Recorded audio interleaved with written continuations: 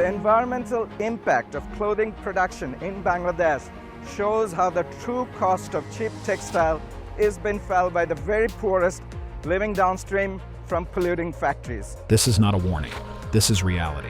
In Bangladesh, 173 million people wake up every day choking on toxic air, drinking from poisoned rivers, and fighting for food in streets buried under waste. The Buriganga used to provide Dhaka's drinking water. Now it's toxic and black. And cracking down on polluting industries is part of the government's ambitious plan to clean up Dhaka's rivers. Children work where the air can kill them, and families live inches from open sewers. It's a place where survival replaces hope, and where every breath, every drop of water could be your last. Keep watching if you dare to witness hell itself.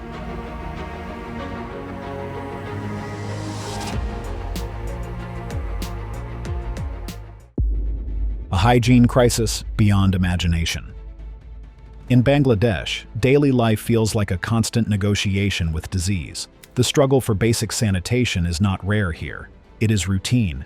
In many crowded neighborhoods, open drains line the streets. 64 freshwater fish species in Bangladesh are under threat because of pollution. 9 are critically endangered, according to government figures. They carry a slow, dark stream of waste that never seems to stop. When the wind changes, the smell hits like a wall. It's a mix of rot, fuel, and decay. You can't escape it. Street vendors do what they can. They cook beside the drains because there's nowhere else to go. They rinse vegetables with water from plastic barrels that may have been filled from the same contaminated pipes. Some wear masks, most don't. The flies come faster than the customers. And yet, people still buy the food because hunger doesn't wait for clean conditions. Hospitals are filled with patients suffering from diarrhea, fever, and skin infections. Some share beds, others lie on the floor. The nurses move quickly, but there are too many people and not enough medicine. Doctors say most of it could be prevented with safe water and waste disposal, but the system is drowning in its own limitations. During the monsoon, the city turns into a wet nightmare. Sewage and floodwater rise together, filling homes knee-deep. Furniture floats. Insects swim across living rooms. Children wade barefoot through it all. There's no escape because the water comes from every direction. Schools suffer too. Some have toilets that don't work. Some have none at all. Children hold it in all day because using the facilities means risking infection. Girls especially miss classes for days during their menstrual cycles. It's quiet suffering, but it adds up over time. And yet, amid all this, people adapt. They boil water when they can, clean with detergent when they have it, and find a way to laugh through the exhaustion. Their resilience is extraordinary, but it shouldn't have to be. The hidden cost of your designer clothes. Behind the glossy showrooms of Paris, Milan, and New York, there's another world most people never see. It begins in Bangladesh, inside massive concrete buildings where air barely moves and the noise never stops. This is where many of the world's most popular fabrics are stitched together. Denim for your jeans, cotton for your t-shirts, silk blends for your luxury blouses, and polyester for your fast fashion outfits. You name the brand, and someone here has probably touched it. Hundreds of thousands of workers, mostly young women, spend over 12 hours a day inside these rooms. The air is thick with fabric dust and chemical fumes from dyes that stain their hands and lungs. Some cover their mouths with scraps of cloth, but it doesn't help much. The smell of sweat mixes with the sharp sting of bleach and machine oil. Every breath feels like inhaling poison. Rows of machines run without pause. The sound is deafening. Women guide endless sheets of fabric through the needles, eyes fixed, fingers trembling from exhaustion. One slip and the needle drives straight through flesh. Sadly, this happens often. The factory has a small medical room, but it barely deserves the name.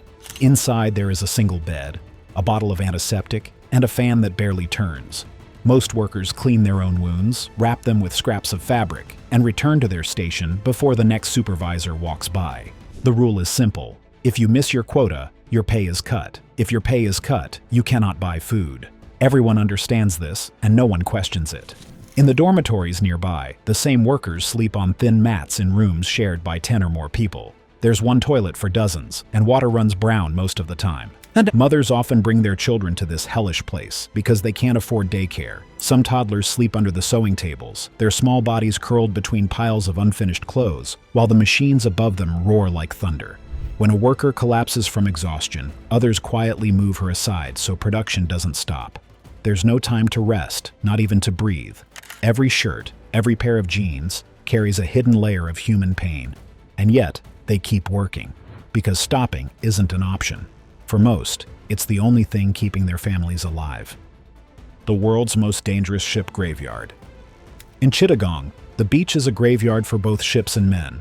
Thousands of workers arrive before sunrise, walking across sand soaked in oil and shards of metal that cut through their feet. But the ship-breaking beaches of Bangladesh belong more in a nightmare. But few of us know how they die, and hundreds of ships meet their death every year. They begin dismantling massive cargo ships that once crossed oceans, using little more than hammers, torches, and their bare hands. The air is heavy with the smell of burning steel, diesel, and paint. Smoke rises from every direction, stinging the eyes and choking the lungs. Yet no one stops working. For them, the danger is not unusual, it's part of survival. You look at them and wonder how much pain a person can absorb before they stop feeling it altogether. The heat builds quickly as the day goes on. Sparks fly in every direction as men cut through thick steel plates. When fuel tanks burst, explosions echo across the shore. Pieces of metal fall from great heights, crushing anyone who misjudges a step. There are no alarms, no rescue teams, and no safety nets. If someone is injured, he is dragged away, bandaged with cloth, and told to continue. If he dies, his body is sent home in silence, and another man takes his place the same day. Many of the ships still contain toxic chemicals and asbestos, and the workers breathe it in for hours every day. Some cough until they spit blood. Others develop rashes and open wounds that never heal. There are no proper medical centers nearby, only makeshift tents where painkillers replace treatment. The pay is barely enough for food, yet they work 14 hours straight because missing a shift means their families won't eat. Most are young men, some barely out of their teens, and their faces already carry the weariness of old age. The sea beside the yard has turned black from oil and waste. Fish have vanished, and the smell of rot and metal fills the entire coastline. Villages nearby live under a constant haze of smoke. Families build homes from the same scraps of steel they helped destroy, and children play in puddles of contaminated water, their skin covered in sores. Many of them already collect nails and copper to sell, learning early that survival begins at the beach. When night comes, the machines finally stop, but the air still burns with fuel and heat. The workers lie down on wooden boards or tarps beside the dismantled ships. They eat little, sleep less, and wake up coughing from the smoke that never clears. The waves crash quietly nearby, bringing more waste back to shore. For these men, there is no difference between rest and exhaustion. Every day feels the same. You realize this place isn't just dangerous. It's a slow death that no one has the power or the choice to escape. The invisible men of the sewers. Beneath the crowded streets of Dhaka, hundreds of men disappear into the city's underworld every day. They climb into manholes filled with human waste, garbage, and gas that can kill in seconds. The stench is unbearable even from above, yet these men breathe it every day. They have no protective gear, no gloves, and no masks. Most go down barefoot, their skins soaked in sewage before the sun even rises. The tunnels are dark, hot, and suffocating. The air feels thick enough to choke. When they descend, they carry only a metal rod and a bucket. Some take a deep breath and hold it as long as they can, knowing one wrong inhale can burn their lungs or knock them unconscious. Sewage workers suffer from skin complaints, eye sores, respiratory and liver problems. Hydrogen sulfide and methane fill the air, and a single spark could turn the tunnel into fire. Many men never come back. They collapse quietly in the dark, and by the time help arrives, it's too late.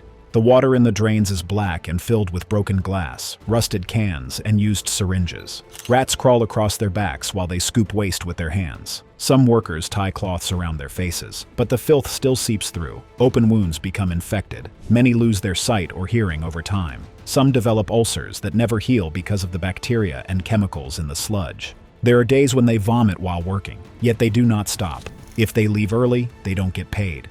Most of these men come from the poorest villages, trapped in debt or hunger. They live in small tin shacks near the drains they clean. The smell follows them home. Neighbors avoid them, pretending not to notice their suffering. Their children are bullied for the work their fathers do. Sometimes, when the rain floods the city, these men are sent into the tunnels to clear blockages. The water rises fast and pulls them down with force. There are stories of bodies found days later, tangled in garbage miles away from where they entered. The city moves on as if nothing happened. Their deaths are not investigated. There are no funerals, no compensation, just another man hired the next morning to replace them. They talk to each other quietly while working. Some hum prayers, others whisper their children's names. A few older workers try to teach the younger ones how to recognize the smell of deadly gas or where to stand when the water starts rising. But nothing truly protects them. Every descent is a gamble between life and death. Air that kills. Dhaka's atmosphere has become one of the most toxic in the world. Air pollution in Bangladesh is causing premature death and illness is robbing the South Asian nation of economic growth. The city's air is filled with smoke, dust, and microscopic particles that slowly poison every breath its residents take. Brick kilns burn around the clock, releasing thick clouds of black smoke into the sky. Old diesel trucks and unregulated factories add to the toxic mixture, creating an environment that harms lungs, hearts, and brains.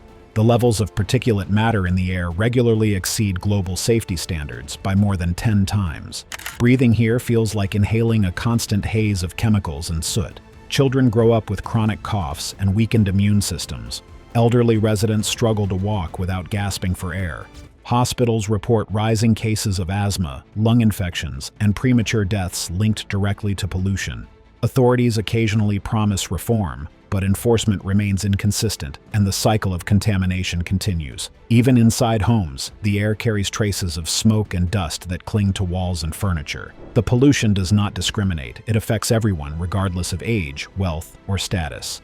Every inhalation becomes an act of endurance in a city where clean air is a luxury few can find. The people of Dhaka continue to live, work, and breathe through an invisible storm that slowly erodes their health and their hope. Transportation that defies logic. Transportation in Bangladesh is not a system. It is survival disguised as movement. The roads feel like open wounds, where every second could end in disaster. Buses crawl through the city so packed that people hang from the doors and windows like human extensions of the vehicle. Those lucky enough to find space inside stand pressed together, drenched in sweat, breathing air so hot and foul it burns the throat. The floor shakes with every bump. Outside, chaos never stops. Rickshaws fight for inches against trucks and buses that ignore them. Pedestrians walk between speeding cars because waiting for space means never crossing. Dhaka's streets are also crowded with cars, motorcycles, goods carrying carts, and cycle rickshaws. A single traffic light means nothing. Drivers honk continuously, not as warnings, but as acts of desperation. The noise is maddening, a non-stop roar that burrows into the mind. The roads are broken and swollen with mud during monsoon season. When buses get stuck, passengers climb out barefoot, wading through sewage and garbage to push them free. The smell of fuel, rot, and sweat mixes with the heat until breathing becomes painful. In the villages, overloaded trucks tilt dangerously as men sit on sacks of rice and steel rods. Trains move slower than walking pace, yet still people hang off the sides or sit on the roof because missing one means being stranded for days. Traffic police stand in intersections but rarely control anything. Most drivers know who to bribe and how much to pay to ignore the rules. Seatbelts are useless, headlights barely work, and signals are treated as decoration. The city runs on noise, instinct, and survival. Every trip is a gamble, and every passenger understands it. For millions, this is not occasional chaos, it is daily life. Workers leave home before sunrise and return after midnight, spending half their income on rides that could kill them. Love has nothing to do with marriage here. In Bangladesh, marriage is rarely about love. It is about arrangement, control, and survival. Families treat it as a transaction that must protect reputation, status, and money. Girls are taught from an early age that their future depends on the kind of husband their parents can secure. Before they finish school, many already have matches discussed in secret family meetings. Education, wealth, and family background matter more than affection or compatibility. The idea of marrying for love is seen as childish, dangerous, and shameful. Dowries, though illegal, rule the marriage system. The bride's family must provide cash, gold, furniture, or land to satisfy the groom's side.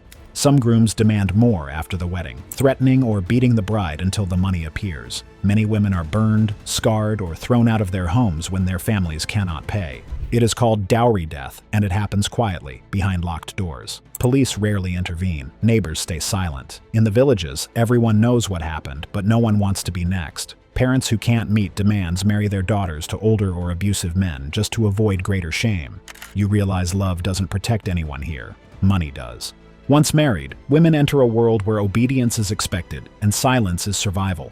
They cook, clean, and raise children from dawn until night, often without rest. Husbands control the money, the food, and the movement of their wives. In-laws monitor every word, every phone call, and every decision. A woman who complains is labeled ungrateful. A woman who fights back is told to leave.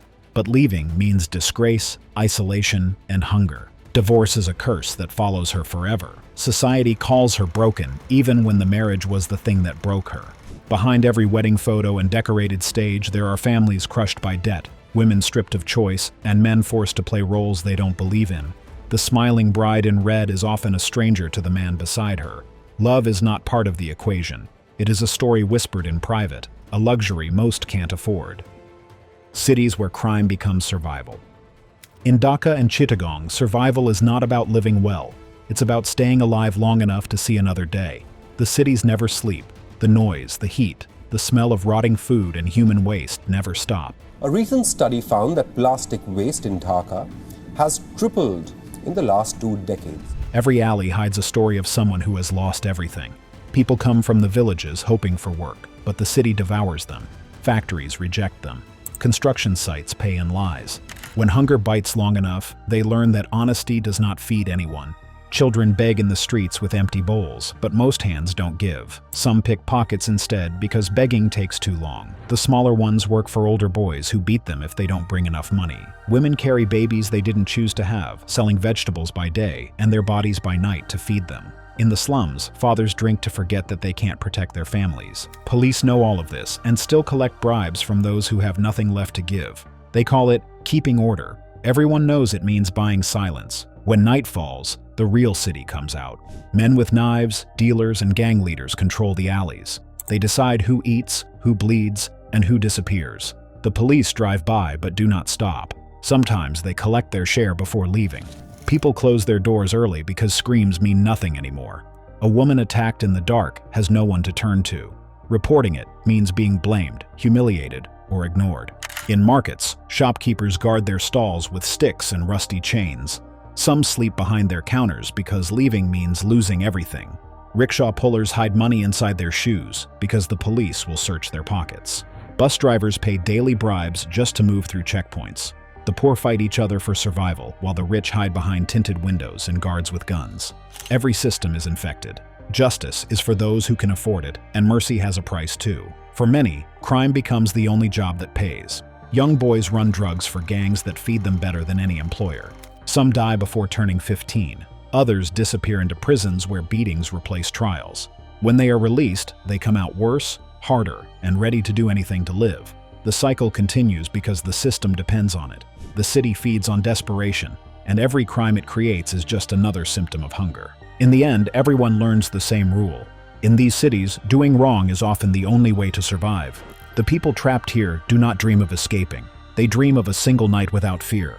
And that dream, like everything else in this place, is stolen before morning. Life on water when land fails. For many families in Bangladesh, life unfolds entirely on water. The country's rivers outnumber its roads, and thousands of people depend on them for transportation, trade, and shelter. Small wooden boats serve as both homes and workplaces, drifting through a network of waterways that connect distant villages and floating markets. Every family here owns some kind of boat, from small wooden boats to larger vessels. These boats serve many vital purposes. These families live with a constant awareness of the river's power, which offers both sustenance and danger. Children grow up learning to row before they can read. Families sell vegetables, fish, and household goods directly from their boats. Floating markets are vibrant yet precarious places where deals are made as boats bump gently against one another. For those living on the water, there is little distinction between work and home. Every sound, the creak of wood, the splash of oars, the call of vendors, becomes part of daily life. But the rivers that once symbolized abundance have changed dramatically. Pollution from nearby factories has turned the water dark and foul.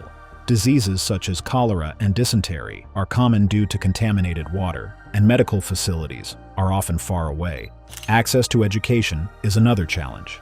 Children who live on boats often cannot attend school regularly, and many grow up without literacy or formal training. Women face additional hardship, lacking privacy and healthcare. Yet despite these obstacles, communities continue to function through cooperation and resilience. Neighbors share food and repair one another's boats. Religious festivals and family ceremonies are celebrated on the water with the same sense of dignity as on land. The people who live on these rivers demonstrate a quiet strength, carrying forward traditions that have endured through generations of uncertainty. Rivers that used to give life now bring death. The rivers of Bangladesh were once celebrated as the foundation of its agriculture, trade, and culture. They fed crops, provided fish, and supported transport routes that connected entire regions. Today, many of these rivers have become toxic and lifeless. Industrial waste, untreated sewage, and chemical runoff have turned their waters into channels of destruction. The old Ganges in Bangladesh is a dead river. Fish have been replaced by human and industrial waste.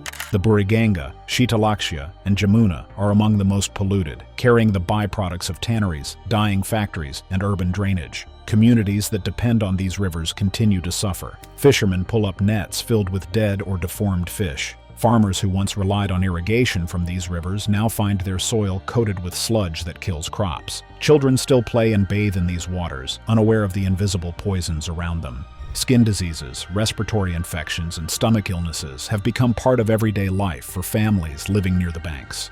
Government initiatives have promised cleanup efforts, but enforcement remains inconsistent. Factories continue to dump waste at night to avoid detection. Urban growth has overwhelmed the capacity of drainage systems, causing polluted water to flood into homes during monsoon season.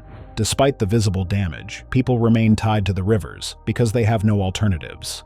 Environmental activists and local journalists document these problems, but their warnings often go unheard. The river's transformation from life-giving resources to sources of sickness is one of the greatest ecological tragedies in South Asia. It reveals the cost of industrial expansion without regulation. Efforts by community groups to plant vegetation along the banks and introduce waste filtration systems show small signs of hope, but progress is slow. For those who live by these rivers, survival depends on adaptation.